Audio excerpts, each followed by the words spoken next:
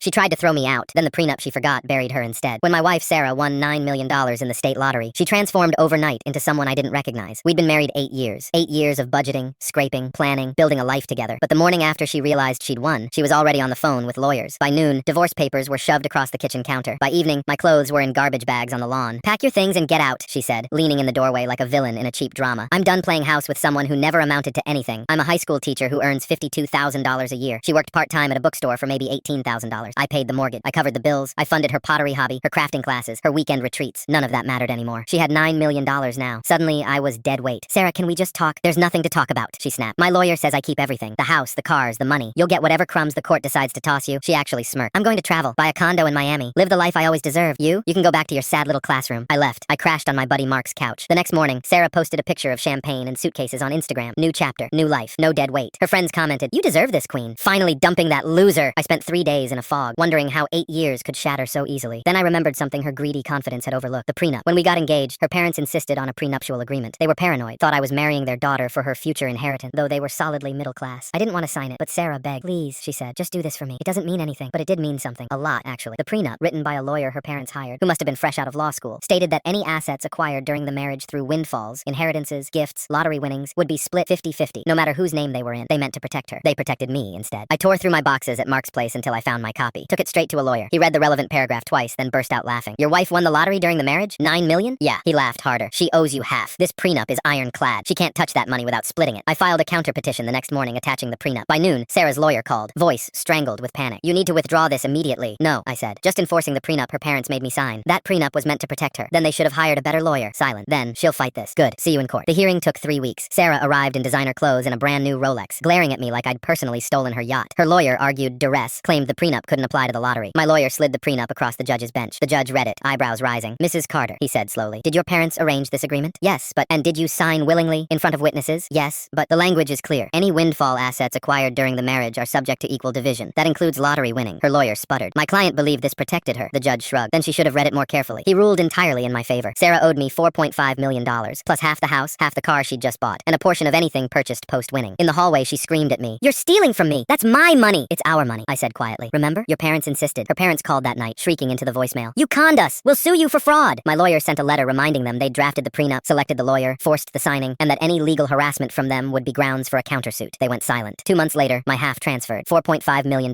I paid off my student loans, bought a modest house, invested the rest. Sarah? She burned through her share in 2 years. Designer clothes, vacations, a condo she couldn't maintain. She's back working part-time at the bookstore, living in a cramped apartment, posting vague quotes about betrayal. Last week, she texted me, "I hope you're happy. You ruined my life." I stared at the message for a long time, then I blocked her number.